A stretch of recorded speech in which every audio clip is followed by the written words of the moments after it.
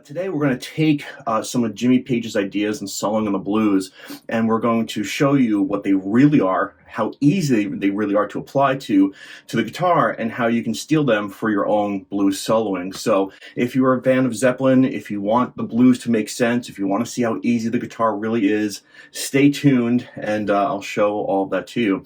With that being said, here we go. So this inspiration comes from the Lemon Song off of Led Zeppelin 2. Now Lemon Song is a standard blues.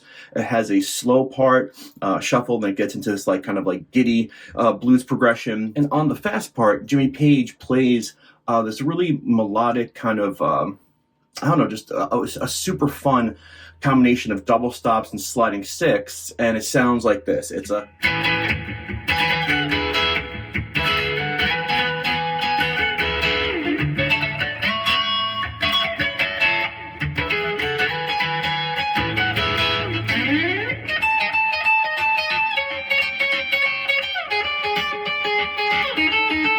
and it gets into soloing.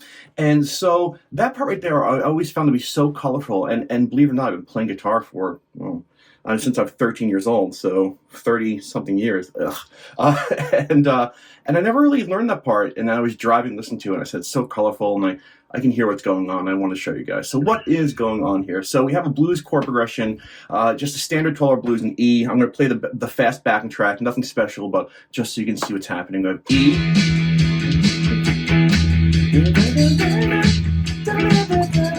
A, E, B, A, E, B,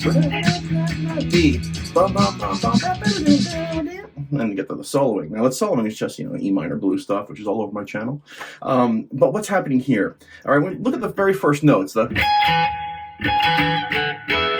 These are sliding six. Now pay attention here. If you heard the term sliding six and you roll your eyes and you have no idea what that is, or you haven't seen my awesome video popping up here which makes things really easy, just pay attention. All right, you got to know some of the guitar neck and some cage chord work, but I know you can follow this. So we have the frets here. We have 16, 16. This is our first two notes. So what is this? A lot of people think these are just random notes plucked from a scale. They are not. I'm going to transfer this down 12 frets just so we can see it a little bit easier, an octave lower. Okay, I'll scooch in here. Okay, so here we have the same notes, but an octave lower. And this is just a piece of a chord. What chord is a piece of? Well, it can be a piece of an E7 here or an E chord here. The point is that a sliding sixth is just two notes of a chord plucked a string apart, or two strings apart, where we have a dead string in the middle. So here's our E chord, and instead of going, we're just playing a sliding sixth, which is just these two pieces. One, the fourth fret on the G string and the fourth fret on the high E. It's just the piece, the E chord. There's an E being played. We take it, we play the two pieces of it simultaneously. We bring it up high so the ear hears it as a melody. All right, and then we slide down. I'm going to show you that in a couple of seconds, but we get to this chord here, and this is 12 and 13, and lo and behold, this is just another piece of an E chord, okay? It's the same strings, it's just the 12th fret of the high E, 13th fret of the G string. So this right here is an E chord, and this right here is an E chord. So what we're doing is we're playing like a higher piece of an E chord. We're bringing it down through this sliding sixth. Okay, I talk about this in my video, to another E chord. Now, this move is such a common move. When we're connecting one chord, we're connecting an E chord here to an E chord here, and we find in music that we play the same frets that we're about to play, two frets lower, and slide in, sliding sixth, into our next chord. Now you can look at this chord as a D chord, like a piece of a D chord. You can look at it as a piece of an F sharp minor. The idea here is these two notes are not a piece of the chord. They are sliding into our next chord. And it's such a common move. But the idea here is that this move is our sliding sixth of chords. Now, just to prove my point, the next chord we have here is an A chord. And if you look down here, I can take an A chord here, and play the sliding sixth, 5th fret here, 6th fret here. I'm just not playing the whole chord, just playing these guys here. Now, you might see me playing my fingers individually, but you can deaden the string with your middle finger, that G string, and still get a sliding sixth with your pick. I'm just doing it just so you can hear it like precisely. There is your A chord. We're gonna do the same thing. Slide into another A chord. Look, there's a D-shaped A chord right here. If you want to think of it as an A7, doesn't matter. These two notes haven't changed. A chord slid to an A chord. So we have this E, like,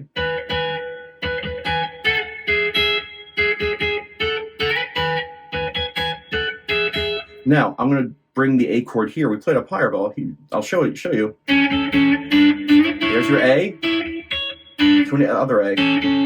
Okay, back to an E. Now he does everything up here where it's tight, but that A chord here is 17 and 18. Sliding, there's 19, 19 to 21, 21.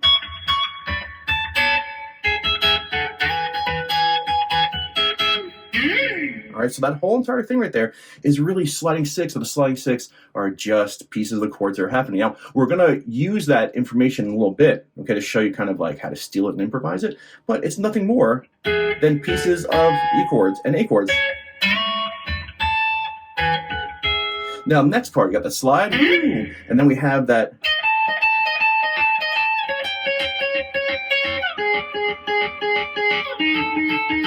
part, which is just so colorful. When you hear it, you know, when I hear it, or used to hear it, I would think of such like a, wow, what a creative melody, what a creative like hook. It just draws you in. But what's really happening here is Jimmy Page is seeing these chords as seventh chords, because they pretty much are seventh chords. When you're playing the blues, you can play, you know, a major chord, or you can play a seventh chord. You can add that seventh chord, that, you know, that dominant seventh chord sound, if you want to. Sometimes the rhythm guitars just lay down like a major chord. Sometimes they lay down the seventh chord, but in the blues, you can play every chord as a seventh chord. So it starts off on a B. He thinks of it as a B7. Look at this B7 here. This is part of the Cage chord system. This is a G7 shaped B7. Now, for those of you who have tried the Cage chord system, don't understand it, don't believe in it, I get it. You're like, what? But for those fans of my channel, all 300,000 of you, I'm sure you understand what I'm doing right now. If you don't, check out the videos up here. But this is a seventh chord. This is a B7, all right? You play like this. And what he's doing is he's just plucking these two notes. If I played them together, it's a double stop. If I play them separately, I guess it's still a double stop. We're just playing two notes side by side. He's just playing an octave higher. This is the 4th fret and 5th fret, plus 12. You get, well, oh my God, he's 16 and 17, if I can actually, you know, count. Okay, so here we go. So, there it is. That's this. Same chords up here. Now, if this is a B7, piece of a B7, an A7 is the same exact thing, 2 frets down. Here it is here. That's an A7. Then he goes to an E7, same shape here, 9th fret and 10th fret. And what's really cool is right at that turnaround of the blues, he goes back to a B and he brings in this lower octave. So that line is all just pieces of chords. B7, A7, E7, back to B7. Now let's see if I can play all this together. And now that you understand, I'll put up on the screen what's happening. But now that you kind of understand what's happening, you know, if you understand the guitar neck, like, okay, I know what I can do. If you're still like, okay, how do I apply this? I'll show you. But I just want to show you what this consists of. So this loop starts right on the E, so let's see if we can get this.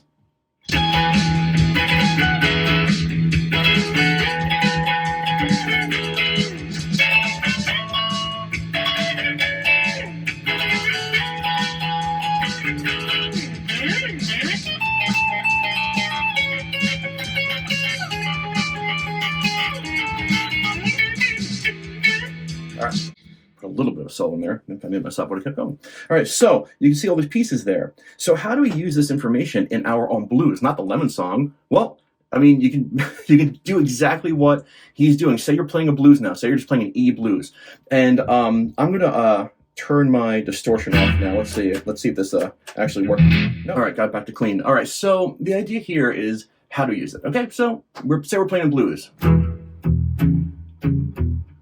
And you want to take it further. Just take it like just one step further. Okay, well, what did Jimmy Page do in this line? Well, he used sliding six. Now again, sliding six are just pieces of chords that you're using. So, you know, you can say E or E7, but I can take any E chord, and let's just take this A-shaped E chord.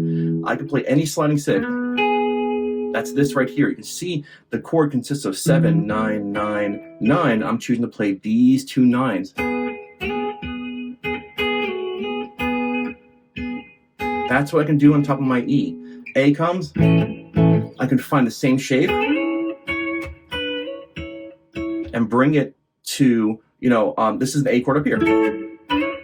Say I don't want to do that. Say I want to stay close by. Here's my E. And we come to an A. So where's an A around here? Well, I have this A here. This is my D-shaped A chord. Let's see. I can play, those are octaves. I'm not too big fan of that. I can play this guy. Oh, it's a same thing. Yeah. So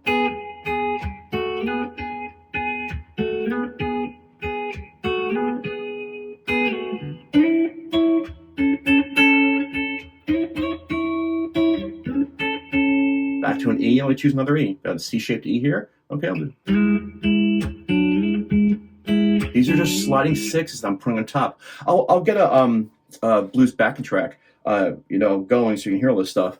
And of course on Patreon we'll be showing you how to do this like in all different places and really understanding it, so you can, like, you know, dress up your blues. You know, so any sliding six, those double stops that he separated, this part, he's doing that on the turnaround, if I'm not mistaken. So let's take some double stops. You know that this is a B. Not a big fan of that. Trying to find.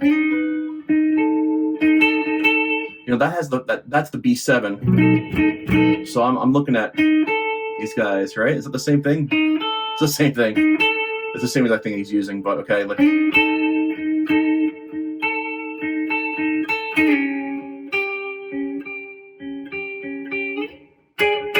all right, so let me get a blues backing track going. I'm just going to show you again how this stuff works. It's not scales. It's not. It could be, okay, I hear this, and I want to figure it out. But once you hear it, once you figure it out, you go, of course, it's pieces of chords. That's what makes music is the chord tones. So stay right here. I'm just going to record a simple blues backing track and put this stuff to use so you can see it. So stay right there. All right, so I recorded a B- type backing track, but nonetheless you'll get the idea. And I just want you to realize, like, the art of lead guitar isn't necessarily playing scale work right now. It's about thinking about the chord tones. Some lead guitar, you use chord tones and you connect it with scale work. This right here is 100% chord tones. I'm using sliding six, again, which are just pieces of chords separated by a string, and some double stops, which are notes that are of a chord that are not separated by a string. And I'm just going to try and throw them in, all right? And so, you know, for the E chord again, you know, for the A chord, I'll bring it maybe here. These are just pieces of the chord shapes I know. So if you want to know those chord shapes, check out the videos linked that are being popped up and also below. Here's my A. Or for B, I can use the same exact pieces. This is the C shape. Sorry, this is the C-shaped B chord, like, right? Or here, I can use this. For the seventh chords, really I like having the major third and the flat seven. I'm going to try not to make it sound like a Lemon song, but you never know. But this is how you experiment and write some stuff. So let's see if we could do this.